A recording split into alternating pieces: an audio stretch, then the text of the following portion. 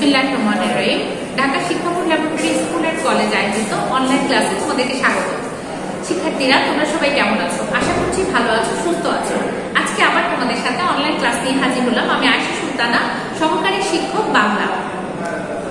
তো অনলাইন ক্লাসগুলো কিন্তু করানো হয় মূলত তোমাদের ক্লাসকে আর একটু ত্বরান্বিত করার জন্য। এখন যেহেতু কোভিডকালীন সময়, এখন কিন্তু আমরা চাইলেও তোমাদেরকে একই ক্লাসে সবাইকে ক্লাস করানো যাচ্ছে না, সেজন্য সবার সাথে কিন্তু একসাথেও ক্লাস হচ্ছে না। সেই দিক নির্দেশনা দেওয়ার জন্য এবং পরীক্ষা তোমরা কিভাবে দিবে, কি করবে, সেটা দিক নির্দেশনা দেওয়ার জন্য আজকের এই ক্লাস। তো আজকে যে ক্লাসটি করবো সেই ক্লাসটি হচ্ছে নবম শ্রেণীর বাংলা বিষয়ে, বাংলা প্রথম পত্র। আজকে আমরা পড়াবো কবিতা, এবং কবিতাটির নাম হচ্ছে রানা। আমরা অলরেডি লিখে দিয়েছি যে আজকে আমরা কি পড়াবো। তো প্রথমেই আমরা কবি পরিচিতিটা জানবো, তারপর হচ্ছে কবিতাটি পড়বো। তো আসো প্রথমে আমরা কবি পরিচিতি জেনে নিচ্ছি। রানার কবিতাটি লিখেছেন সুকান্ত ভট্টাচার্য। রানার কবিতাটি কে লিখেছেন? সুকান্ত ভট্টাচার্য। সুকান্ত ভট্টাচার্য 30শে শ্রাবণ 1333 বঙ্গাব্দে কলকাতার কালীঘাটে জন্মগ্রহণ করেন। তার পৈতৃক নিবাস গোপালগঞ্জের কোটলিপাড়া।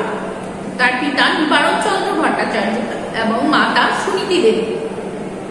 সুকান্ত বেলেঘাটার দেব বন্ধু স্কুল থেকে ম্যাট্রিক পরীক্ষা অংশগ্রহণ করে অকৃতকার্য হন।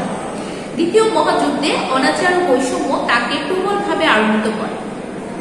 দ্বিতীয় মহাযুদ্ধে বিশ্বব্যাপী ধ্বংস ও মৃত্যুর তাণ্ডব লীলা কিশোর সুকান্তকে দারুণভাবে স্পর্শ করে। এছাড়া সামাজিক নানা অনাচার ও বৈষম্য তাকে প্রবলভাবে আলোড়িত করে। তার কবিতায় এই অনাচার ও বৈষম্যের বিরুদ্ধে ধ্বনিত প্রবল প্রতিবাদ আমাদের সচকিত করে।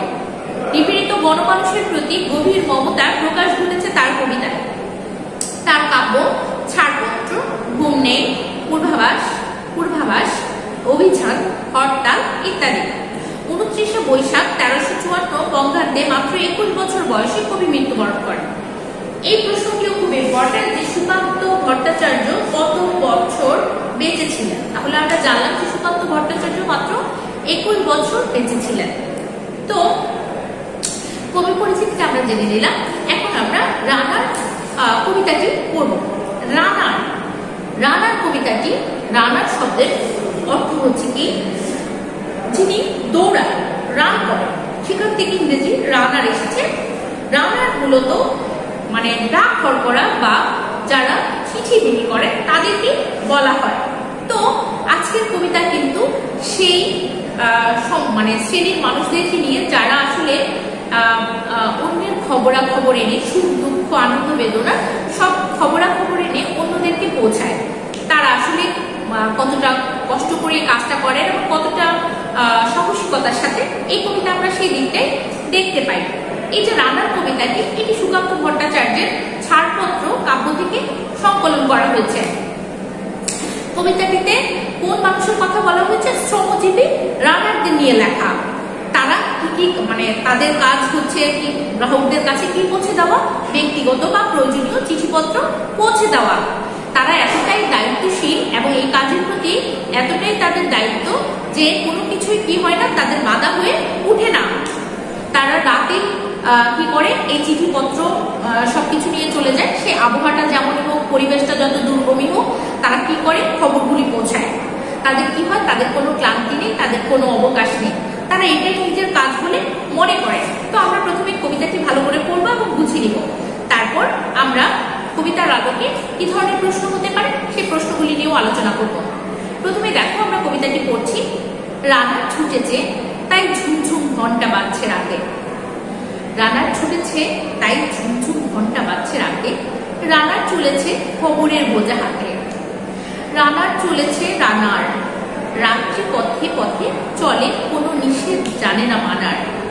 দিগন্ত থেকে দিগন্তে ছুটে রানার, কাজ নিয়েছে সে নতুন খবর আনার।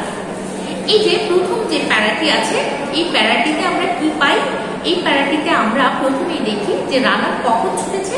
সে রাতে যখন ঘন্টা বেজেছে তখন সে ছুটে যাচ্ছে কি করতে? খবরের বোঝা, মানুষের যে চিঠিগুলি থাকে সেই চিঠিগুলির মধ্যে কিন্তু আমরা জানি অনেক সুখ দুঃখ আনন্দ বেদনা শোক সবকিছু সংবাদ থাকতে পারে। তো এই খবর সে কি করছে? অন্যের কাছে পৌঁছে দেওয়ার জন্য সে ছুটে যাচ্ছে। সে কোন সময় যাচ্ছে? রাত্রির সময় পথে পথে কি করে না, সে কোনো নিষেধ মানে না। সে কি করে? দিগন্ত থেকে দিগন্তে, এক পাশ থেকে অন্য পাশে চলে যায় কি করতে? খবর আনার জন্য। রানার জানা অজানার বোঝা আজ তার কাঁধে, বোঝাই জাহাজ রানার চলেছে চিঠি আর সংবাদে। রানার চলেছে বুঝি ভোর হয় আরো জোরে এই রানার দুর্বার দুর্জয়।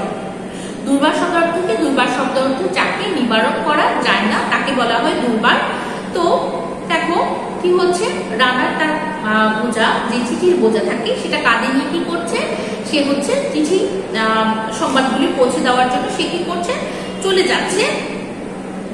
সে কি করে? সে মনে করে যে সে যখন চলে তখন মনে করে যে বুঝি ভোর হয়ে যাচ্ছে, তখন সে এই সংবাদগুলো অন্যদের কাছে পৌঁছে দিবে, এগুলি পৌঁছে দিবে। সেটার জন্য সে কি করে? খুব কি করে? এমন ভাবে ছোটে যে তাদের সবকিছু সে দুর্বার, তাকে আর নিবারণ করা যায় না, সেরকম ভাবে দুর্জয়ের মতো ছোটে।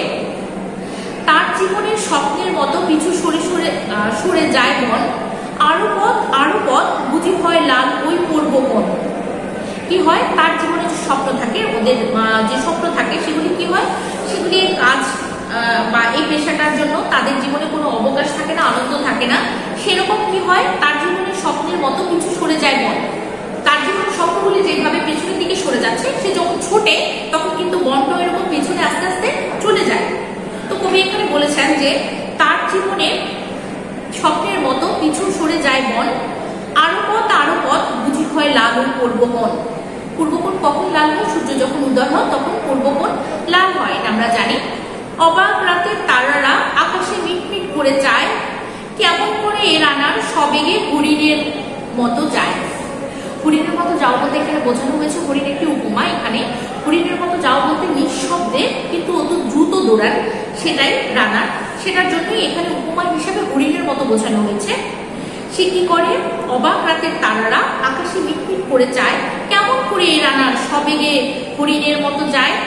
কত গ্রাম কত পথ যায় সরে রানার শহরে, রানার যাবেই পৌঁছে পড়ে।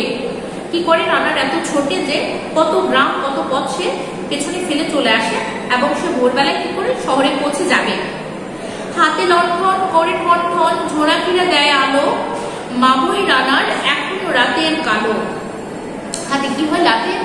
রান্নাটা মূলত হাতে কি করে? লণ্ঠন নিয়ে চলাফেরা করে। লণ্ঠন মানে কি? লণ্ঠন মানে হচ্ছে হারিকেন বা তেল দিয়ে চালিত আর কি, যে আদার দূর করার যে ইয়েটা পাতিটা, সেটাকে বলা হয় মূলত লণ্ঠন।